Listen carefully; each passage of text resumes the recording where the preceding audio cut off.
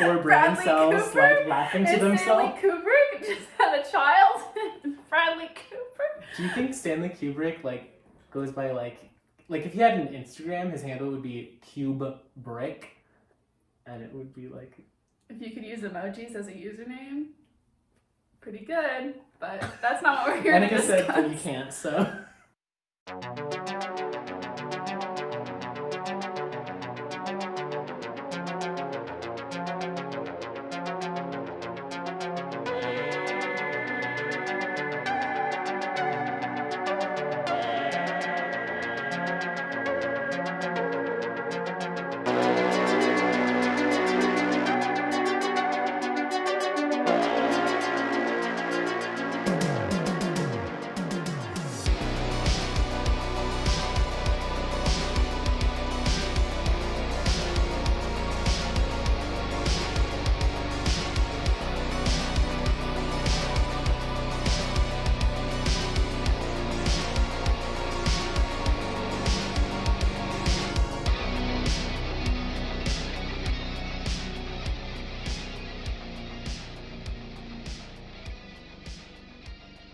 Hello. Today we are discussing The Shining by Stephen King. King shit. I made some thought points just about like things that we can cover. We can talk about more. We can skip over things. Okay, excellent. No, I love good talking points. So we did a buddy read in October-ish. There were forest fires in the way. There was a deadly pandemic. There still is a deadly pandemic. And then finals on top of deadly pandemic, forest fires. We love to see it. We visited it. That'll also be in this. I'm sure that was the ending. We saw so many elk. I want to get up close to that big guy. Look at him. It was great. That's all I took away. It was, they had like their little maze they were growing out in front of the Stanley, which was super cute. Their little, like... We can start with, I feel like it'll be better to start with the book. Okay, excellent. I like that. Annika said she wanted to tear it apart today. Not She's the coming book. for Stephen King. Okay, well, we can just start with overall thoughts. My rating is like pretty spooky out of 5. I'd say like liked it more than I thought I would out of 10. The first Stephen King book I ever read was Dr. Sleep, which doesn't make any sense because that's the sequel to this book. And it wasn't great. It was fine. I was like, okay. It's Pet Sematary, The Shining, It, and then Dr. Sleep. So my rating for The Shining is like 4.5 out of 5, genuinely, for character. Plot. I mean, I think the 0.5 that's missing is just the ending of the book. But it like kind of fizzles out. Like I don't feel like there's like a crazy amount of tension at the very kind of climax. Like he leaves like some thicky breadcrumbs and you're kind of like, I can see where this could be going. I give it like a 4.2 out of 5. Where did the 0.7 was from the ending, and what else? I think it was from the ending. I think like Stephen King has like some Stephen Kingisms, definitely, and especially from like this era of his writing. And I think a lot of them worked better to this book, but there were definitely times where I was like, does this book need to be this long? But I thought it was still good. I was surprised by how late things started happening. Mm-hmm. Okay, so you know him. He goes into like these tangents where he just gets really descriptive, which I get can be like atmospheric. In his other works, I found it kind of like detracting and like, why did I stop a fourth of the way through it? Because I was like, fucking Christ. Just so like, many tangents. That's like, if tangent had a definition, you'd put the picture of it next to it. As he should, but I think they worked better in this one. Because most of the time the tangents were you exploring the character, and so or any of the characters, and so you spend a lot of time getting really attached to the characters, and even though the main character is like kind of shitty, but you're like, he's not that bad, like how is this gonna go downhill? Because he obviously like really cares about his family. Like I said, he's just a nice man with a family. He's just a nice man, and so you get really attached to all these characters, but I feel like towards the end, he lost focus of the main character, and he just, I was like, suddenly he was evil, and he was just like, I'm like, I was gonna say with the tangents too, like I think they like what you mentioned, they spiral, I feel like, into like memories of like Jack and Wendy, which help develop them a little bit better. And then at the end, I guess I feel like it's more used for the hotel. Yeah. Just like the hotel as a character. Okay, we need to just hop down into little themes. I think it takes a twist at the end. I feel like, is the hotel like haunted? Is he kind of just like descending into like alcoholism and madness? But then like the last bit, I feel like Stephen King always goes like that. It's a certain part and he said, haha, we're going full supernatural, boys. Yeah, no, that's what I was really enjoying about The Shining in the first part, because it was definitely very psychological, and I think that's why a lot of people really like Stephen King, because they might not, especially like you have no interest in supernatural or those kind of fantasy elements. And so I was like, no, this is something that I can also get behind, because I'm not a full like ghost magic thing. I like something that's very on edge, like you don't know if it could just be in someone's mind or if it is something greater and other. But yeah, definitely. We're going into spoilers. This is a spoiler. Yeah. True. How do you feel about alcoholism? I have no experience with it, so I can't say. He's a silly man, Jack Torrance. Like, he is.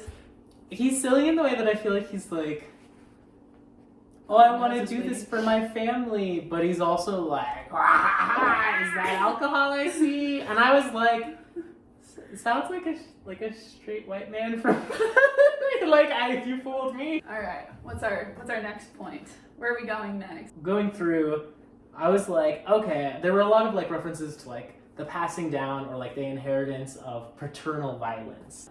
I read this for a good spook. No, we can go into the deeper themes. I'm just, Annika says something and Chandler goes. And we don't have to, Well, a lot of the time when I was thinking about that, the whole theme of drugs and alcohol and I guess paternal violence, and then because I had read Dr. Sleep before I read this, I was just like, man, the world's really sad. And Annika said, tear. We can talk about characters. Do you think that would be good? Well, no, I think the discussion about Danny and his relationship to Jack, because you know where the book will end.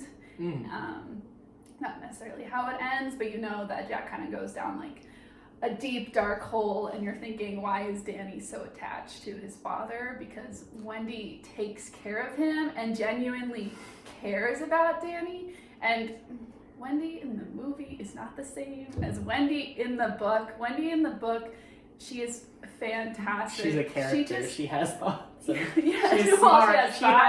She's smart. She cares about her husband deeply, and she cares about Danny. And I think it's interesting that you get to explore her jealousy of the relationship between Danny and Jack, because oftentimes parents and feelings of parents in books don't get explored as much, or that jealousy. Because you're like, oh, I care, and I'm going to take care of this child.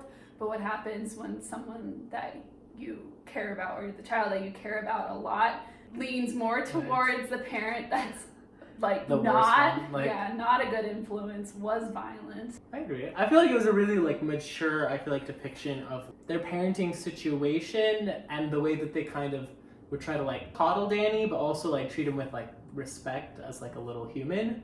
And then also like, and I know Danny's supposed to be kind of like a real smart kid for his age, but I feel like that was one of my, that's like, you don't really get it as much in the movie of like Danny being a full-fledged character, who I felt like was one of my personal favorites, like to read from when you would go into his perspective, because I think he had like a way that was mature for his age, but I think realistic to like how kids still actually see the world. He was a very introspective child. He's just like, I experience all these things, and the adults are like, what? That doesn't make any sense. You're making these things up. But then Wendy is like, no, he's not making these things up. He's a very supportive and good mother. But it's also just, what is his? Is he just coming up with this attention because he needs it? And so he'll come up with these grand stories and experiences that his subconscious is making him so he can gain more attention from his parents, because sometimes the attention that Wendy and Jack give is more towards each other, or the energy is more like keeping their marriage together or making sure that they work well together, rather than just being like, oh, we're both parents to this kid together. Right. I feel like there's not a whole bunch of like family time where like both parents are interacting with Danny and it's like kind of focused on Danny, but they're both like kind of sharing the spotlight. It's like full one or full the other, and I think Jax is obviously a little bit more fun unless he's breaking Danny's arm. Jack is like Holden Caulfield but like aged up, and instead of being like a sad mopey teenager, he's like a I just want to focus on my arm. he is exactly like that. He said, Wendy, let's go to the mountains. We can talk more about Wendy though, because Wendy needs more attention. In the movie, they're just like, oh, this is a female person who is married to this man. And she's just like, Danny, don't do that. Oh, I love Danny. Wendy is so robotic, and I don't think it's the actress's fault. I don't think she was given a lot. I feel like it's like a Kubrick thing, just like the tone of his setting, which I think worked well for Danny, because he's played up to be like, he's like different than in the books, but at least in the movie he's still kind of like creepy kid. And then Jack is Jack. That tone, I feel like, it really like flattens her character. Do you think Stephen King is what is it called? Patriarchy? It's not destructive masculinity, toxic masculinity? I mean, in his case, it's a bit destructive. Yeah, I don't think Stephen King put a thought to that. Stephen King is a little bit... I mean, Wendy is written beautifully, but Stephen King, sometimes you're like... I think, like, have you seen his tweets now? Sorry, I'm like... No, I'm not gonna talk about Stephen King and how his, like, changed sort of opinion. I think Stephen King, as a person, changes with the time. Okay. He's like an old man. Like, he is an old man, but he's still, like, I see bullshit. I smell bullshit. I was like... But who was he? What's the character's name that we also loved? Oh, yeah, Dick Halloran, I think it was. Halloran, yeah. Yeah. I actually appreciated that character so much, and even in the movie he translated okay. I think it was just like moments from Halloran's head that were like kind of sexist, and that's where most of the sexism was coming from, was just this one character. And I was like, I don't even remember a single particular moment, but I remember being like, I like this character, but sometimes the way he talks about women, I'm like... I listened to the audiobook for only, I think, 2 chapters out of the whole book, which is like 52 chapters. I chose one where it was from his perspective. I'm like, the reader's like so obviously this white bread Stephen King man. And he said the full N-word, and I was like, ugh! And then the other one was like, it's just a really like uncomfortable scene with Danny. I do not like this. But, I mean, that's kind of the point. But also, don't listen to the audiobook is my recommendation. I don't know how well his character would be received in a 2020 context, like if he was created. But I do think, for the time, it seemed like he's a really interesting character, and he does a lot of like not the emotional heavy lifting, but like, sometimes I'm like, because like Wendy cares about Danny, but she's, I feel like, too attached to Jack to like leave the hotel a lot. But he is like doing a lot of the heavy lifting for like actually carrying and like removing Danny. He just flew across the whole country, and I thought it was a very interesting moment on the plane. I don't think that scene was in the movie, but that was such a good scene, because you're like, I'm uncomfortable. Like, this woman, you can like feel microaggressions in a way, and then it doesn't even like turn over completely. It's just like it makes you uncomfortable, the whole scene. But then I don't know when the shift happened, but I thought it was really well written, that whole scene on the airplane. I see what you're saying. I was like, I did not expect a scene like this. A book written in the 70s. Like, I thought it didn't really say anything particular, but it just, the way it presented racism and kind of that tension. And like, this book doesn't have anything to do with it. I feel like most modern horror now does that, basically. Like, that is what. But then that's what it drives with completely, is kind of what's going on in society. And it's a reflection of that. And I'm sure this is also a reflection of more. Well, especially his own internal thoughts, because King did struggle with alcoholism. And his own struggle as an artist, or as an author. So he definitely puts himself in Jack Torrance, and I think maybe that's why I was a little bit like, I don't really feel super connected to this character. I felt more connected to all of the other characters. The one thing that I really did like about Jack, not necessarily Jack, but how he explored his like descent into madness through exploring the history of the hotel and that obsession with it, which the movie completely missed out on.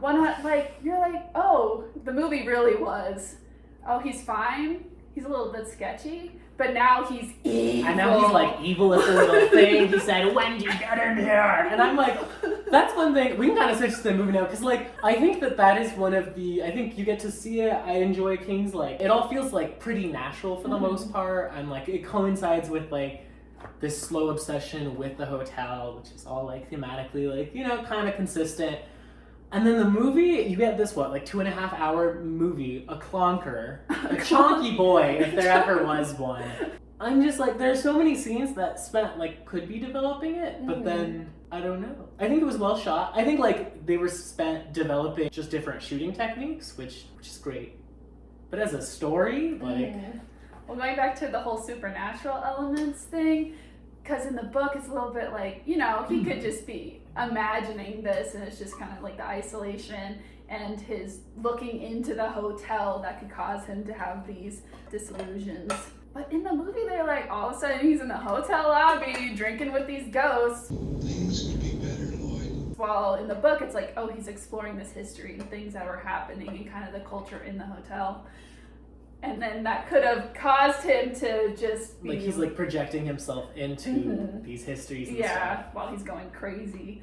But in the book, you're like, no, it's ghosts. I think that everything that was good about the book was not in the movie. And the movie is its own thing. Like, it's just, if you're going to compare the movie and the book, you can't really do it, because the movie's good for its own things, but it's not good as a comparison. Because the book is very... character focused, while the movie is very... Do they have characters? Are they? Yeah, are they characters, or are they just parts of the scene that are moving and getting cut down by axes? Oh my god, his death, Halloran's death. Oh! We were like... Oh, what? I think with movie adaptations, or any adaptations are changing, I like that when they make changes. I feel like it adds something interesting. I like when they do it and it adds like something new, or it is like just done for like more on-screen consistency, because like not everything on books are translatable. But like even with like Halloran's death, I was like, I think it only added suspense for maybe the first time that you watch it and you don't know what's gonna happen and you're like rooting for him. But he also, I feel like, dies so early in getting to the hotel that like... He just dies right away. He doesn't have any impact on Wendy and Danny at all in that moment. Because I think his character is most important for Danny, and Danny feeling like he's being seen and that he's not going crazy and that there's people that experience the world the same way he does. And then also saving Wendy and Danny, and so that's his whole role in the book. But in the movie, it's just like, oh yes, Danny is seen by somebody, and then what else do we do with that character? Nothing. When you talk about like favorite scenes, kind of, because I know you like the hedges. I didn't think hedges were creepy, and now I'm like, King really convinced me. You're like, the bushes are moving. I feel like that didn't hit as much for me, but maybe I just haven't seen as many like intimidating bushes around. He's reading the bush's minds. He's saying what the mitochondria are up to. He said the chloroplast. Those like moments, which a lot of them were like cut from the movie, of like even like I think the hornet's nest or something like that. I don't remember that. I don't think that was in the movie. No, not at all. That was like a huge metaphor throughout the book of kind of just like Jack looks benign, but he's not benign, and he always has the chance to be harmful. I love the little son of a bitch. The hotel doesn't explode at the end, right? Like, that doesn't happen in the movie. Or does it? Yeah, Does that it happen in the does. book? The whole hotel gets destroyed at the end, and Jack dies. But that's in the book, though, right? Not the movie? Because in It the happens movie, in both of them. I feel like it doesn't explode in the movie. It might. Oh, no. So the hotel doesn't explode. Upon some research that hasn't been fully done. done. He dies because he's lost in the maze of his own mind. even though you kind of don't get to know his mind in the movies, so. Well, that's something also, so there's a lot of Indigenous, like, imagery. Yeah, it's I had an issue, I definitely had, like, a weird issue with it, because I know just people who are into the paranormal just have a history, just generally people that have researched it and been doing research on whatever since maybe like the 50s are all like, oh, well, the Native Americans said this, or, you know, it was built on an Indian burial ground sort of thing. And a lot of that, luckily it's being rejected and being like, we can't justify hauntings and this whole idea based off of something that they think people said. Yeah. And capitalizing, being like, oh, it must be true that this place is haunted, and being able to do tours and make money off of something. That's awful if it was built on a burial ground of Indigenous people. If you're more interested, you can look at one of my other videos, which is a video essay analyzing the Indigenous representation that kind of also deals with like how a certain graphic novel series depicts Indigenous identity, but also like mythology and religion, and kind of just makes it one thing and uses it as like more of a backdrop. Yeah. Hot take happy hour. Boom, boom, boom. Wendy's hair should not have been so dark because I hate it in the movie. I need to recover. Sorry. We went deep, but now we're just gonna go shallow. When Jack gets put in the fridge, they have a fridge that locks on the outside. What is the purpose of that? Doesn't make sense. It's only in a horror book or a horror movie that would exist. The movie had no context that made any sense.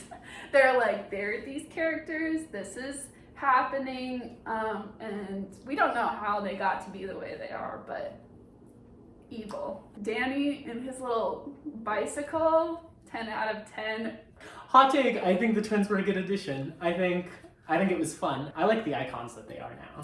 217, that's not right. They changed?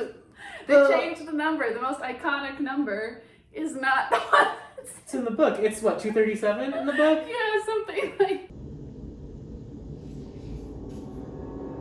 Mom, are you there? And they turned it to 217. What is the reason? Like, there's... The movie is instantly worse than the book because they chose to film in the Montana Rocky Mountains, not the Colorado ones. So it's not the same cool. drive, yeah. Not the same drive. Colorado's not dramatic enough. Alright. So That's it.